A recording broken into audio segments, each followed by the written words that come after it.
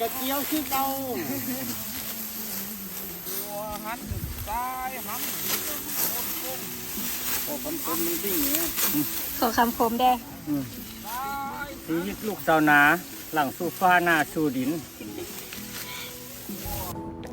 สบายดีมื้อนี้สิพาไปเบิงการเกี่ยวข้าวอยู่ที่หลัก67เมืองพลโฮงแขวงเวียงจันทน์เนาะการเกี่ยวข้าวมื้อนี้จะมี2วิธีก็คือใส่คนเกี่ยวโดยการเอาเกี่ยวข้าวและวิธีที่2ใส่คนเกี่ยวแต่ว่าเอาจักรเป็นอุปกรณ์ในการเกี่ยวข้าวสิเป็นแนวใดไปรับชมและรับฟังน้ำกันเลย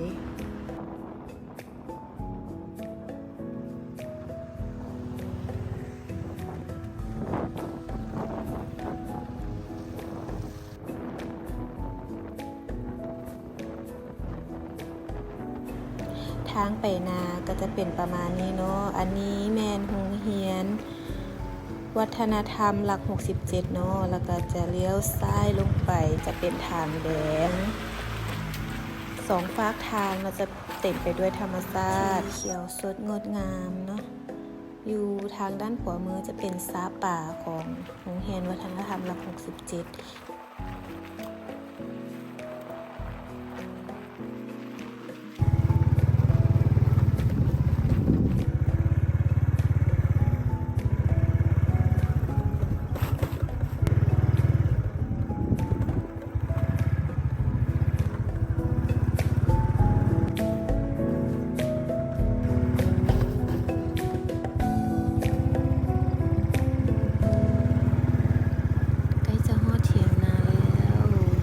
เทียงนาปุ๊บก็ลงไปเบิ่งเข้าก่อน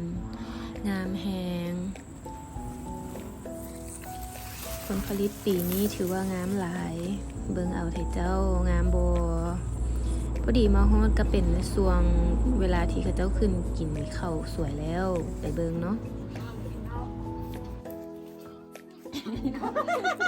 โน้วันนี้ก็ต้องเจอท่านโยฮอดทุกหนักที่บ่เรียบร้อยต้องโกงเรียบร้อยค่ะแล้วขนาดทำไงขนาดเขาจะโยนหัวอยู่ก็เฮ้ยตัวหูนะครับเดี๋ยวหัวนี้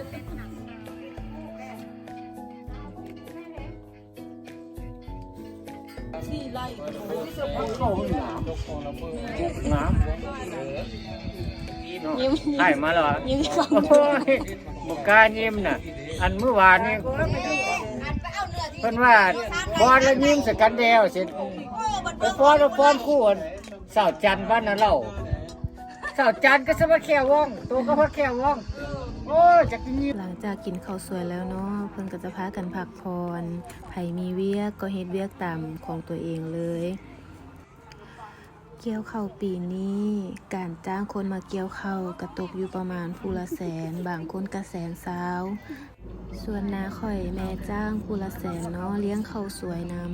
ำชาวนาเป็นคนที่มีความรู้มาหลายในการขึ้นกินข้าวสวยเพิ่นก็บ่พักเลยจะมีกิจกรรมต่างๆเฮ็ดจังเช่นเฮ็ดติบข้าวเนาะเฮ้ยคักเด้อ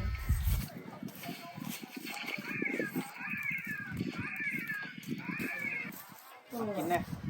มันเสริมลมปีเจ้าไส้ฟองระบบของเดียวลงใต้แกงเมาใต้คนละหมอเอาไปทั้งดิบเลยมันซิงเราแล้วเอาเราไปได้หลายวะตัวยืดใช่ปะตัวยืด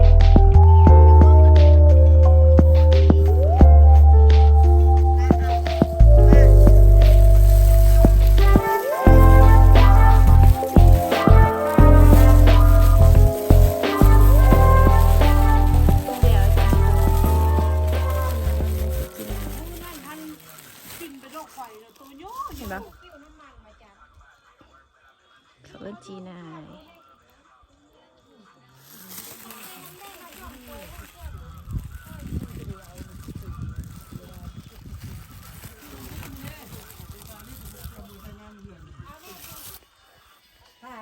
คุ้มละซ่องก็มีวะ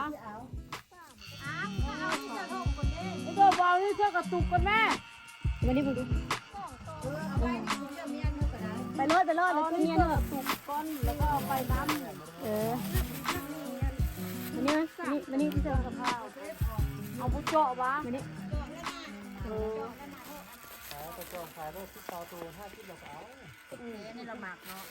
ตัวละพันตัวละพัน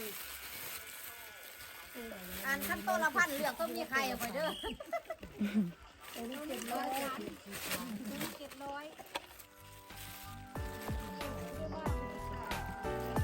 ขุดให้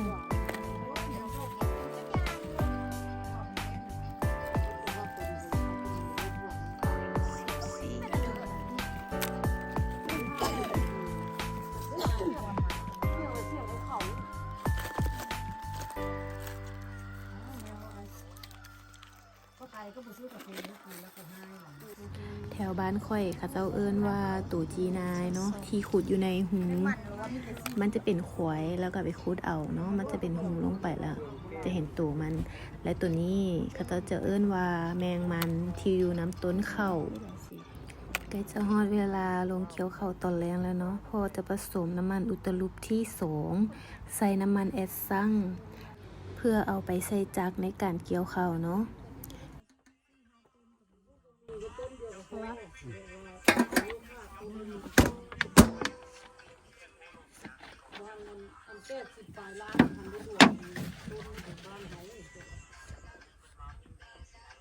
กายขึ้นกายลิ้นแล้วเนาะไป3 ลิตร 3 ลิตรละตัวนั้น 3 ลิตร 3.1 3.1 มิลลิลิตรได้อยู่ มันก็บ่แม่นเต็มที่อย่างซ้ำนี้ สำนั้นตัดได้จาก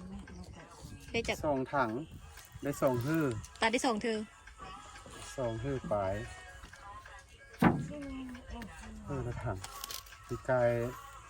ฮื้อหนึงถังหนึงได้ฮื้อปลายฮื้อครึ่งปีนี้ได้ฮื้อหนึง กันเกี่ยวคนเกี่ยวจากคนได้จากเธอ เอามึงก็ไล่แล้วไหมเนี่ยเขาเกี่ยวเดิน1 2 3 4 5 6ฮื้อ6ฮื้อปลาย จะคือ 11 คนหั่นน่ะ ตัวเราผู้เดียว แล้วหารว่าหาร11 คนมันจะได้ผู้หนึงจะครึ่งฮื้อได้บ่กูผู้เดียวกูได้ฮื้อครึ่งแล้วแต่ซ้ำนั้นแหละ เมียตบมือ ไปซ้ำนั้นแหละทำให้เราข้อเฮ็ดซ่าเขาก็ได้ประมาณ2 หน้าปลายแล้วคนนั้นได้หน้านึง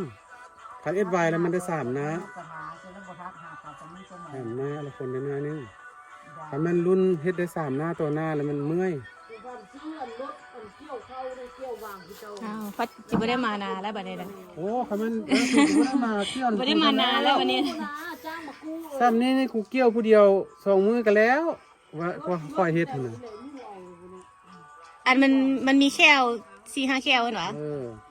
เห็นเขาลง เขาว่าไล่หนึ่ง15 นาทีน่ะไล่หนึ่ง15 นาทีน่ะอันนากูซี่ไล่ก็มื้อเดียวกันแล้วนี่หน้านี่เด้อันป้าจอมซื้อจักให้ลุงสิป้าเกี่ยวนะคิดว่ากูเกี่ยวนี่บ่ไปโหผมแม่นหยังอันนี้คือว่ามันบ่ไปสิเงี้ยพันนู้นโอ้ยเศร้าๆเอาเมียนี่สิ ที่เห็นเป็นดำๆนั้นเนาะคือการจูดต่อข้าวออกเพื่อจะเกี่ยมเห็ดสวนในขั้นตอนต่อไปหลังจากที่เก็บเกี่ยวเม็ดข้าวเรียบร้อยแล้ว มาเบิงวิธีการเกี่ยวข้าวของโพน้ำกันเลยจะพาไปเบิงเลยเห็นบอกคนอยู่แถวเนาะ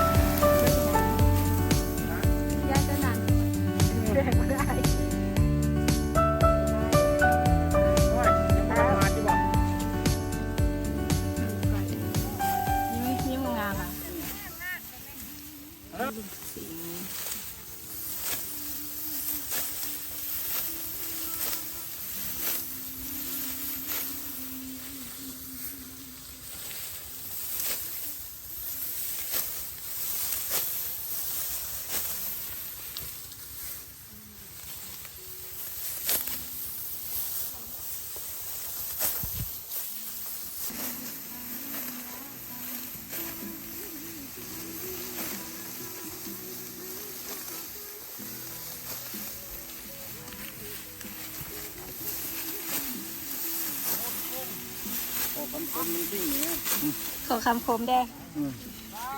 ชีวิตลูกชาวนาหลังสู่ฟ้าหน้าสู่ดิน สู้ ก้มเงยกลางทุ่งกลางทุ่งกลางกาดหาดทราย ๆ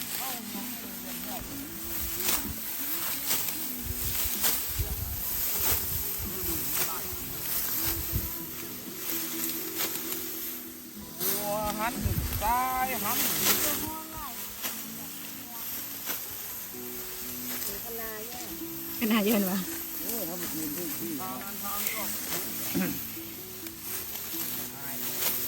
ไว้กันห้มมานั่น โอ้ยรักษาได้พันลมมาเลย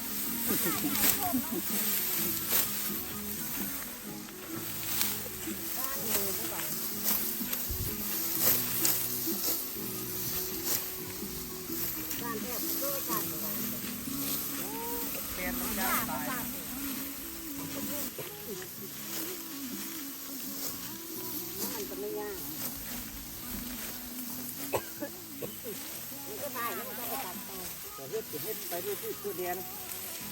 บางเชือกให้ทำท่าผิดกันก็มี ตัวท็อป เป็นคอนเทนต์ของ เอาเฮ็ดกันเบิดไว้แต่เตียนเอาโอ้แมงมันมีก็แกน มีหลายอะไร เอามาใช้ยังได้แต่นะ ตัดแต่ ไอ้มักสั่งสิ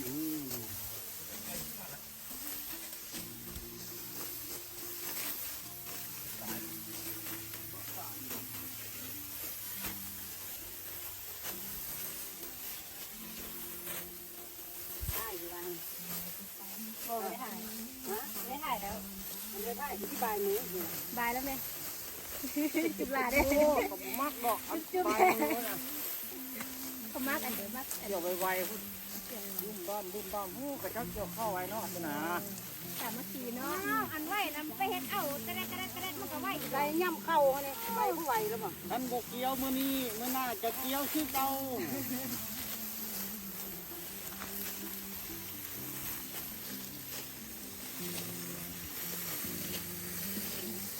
ต่อไป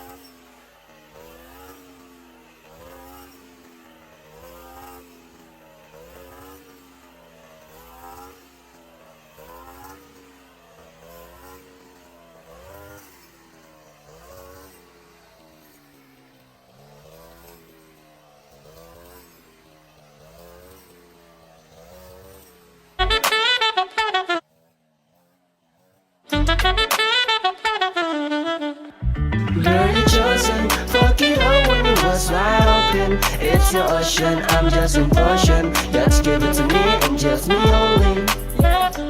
Girl, you chosen, fuck it up when it was wide open. It's the ocean, I'm just in portion. Just give it to me and just me only.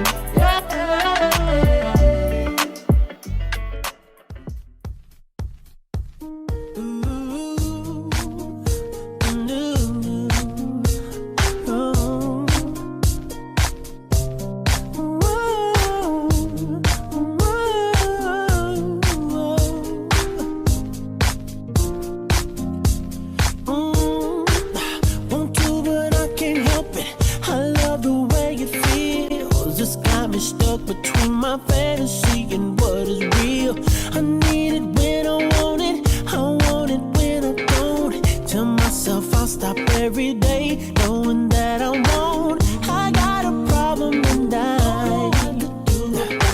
even if I did, I don't know if I would quit, but I doubt it. Taken by the thought of it.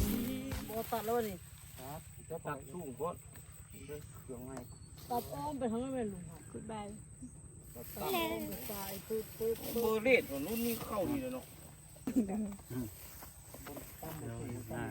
เป็นเบิ่ง แต่งได้แต่งเอาไป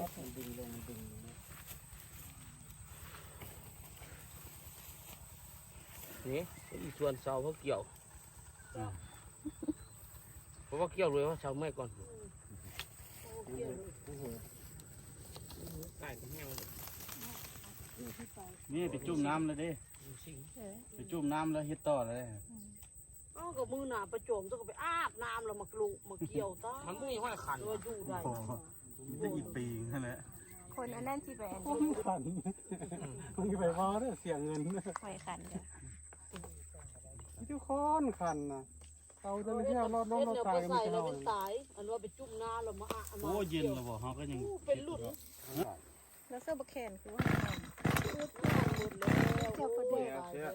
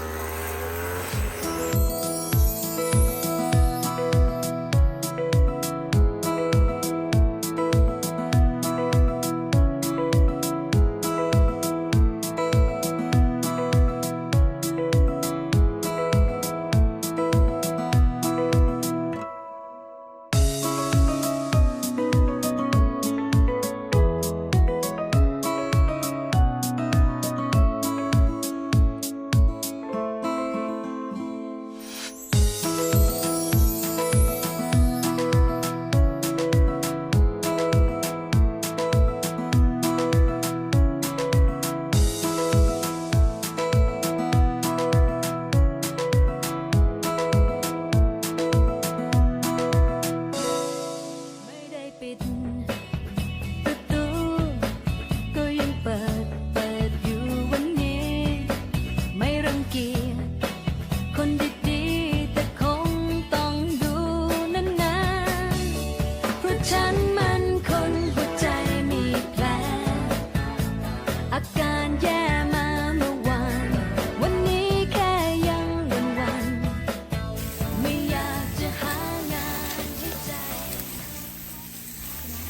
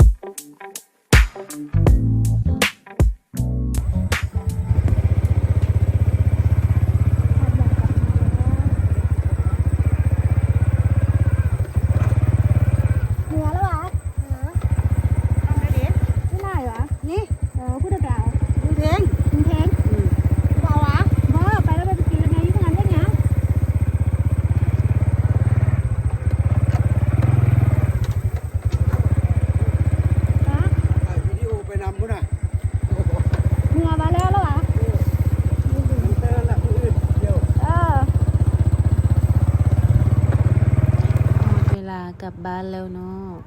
การเกี่ยวข้าวของเฮาก็แม่นสำเร็จในมื้อนี้มื้ออื่นเพิ่นจะตากแดดไว้ประมาณมื้อหนึ่งเนาะเพื่อให้ข้าวแห้งดี เพื่อให้ข้าวหันบ่เปียกน้ำเวลาเก็บเกี่ยว หรือเอาไปไว้ในเฮือนหรือว่าบอนที่เก็บเมียนข้าวก็จะบ่ตกโมแล้วก็จะบ่ออกนอออกจาว จะเก็บไว้ดนเฮาก็จะกลับเมือทางเก่าเนาะตอนที่มาก็มาทางนี้ตอนที่เมือเฮาก็เมือทางเก่าจะมีสายน้ำฮองน้อยๆเนาะแต่เฮาก็ขี่รถข้ามไปได้เลย เวลาออกมาแล้วจะต้องอัดประตูก่อนเพื่อบ่ให้งัวเข้าไปกินข้าวที่เฮาเกี่ยวไว้ข้างในเนาะมาฮอดนี้ก็ขอขอบใจที่รับชมและก็รับเบิ่งคลิปวิดีโอที่ค่อยได้ถ่ายในมื้อนี้ก็จะขอตัวกลับบ้านก่อนขอขอบใจ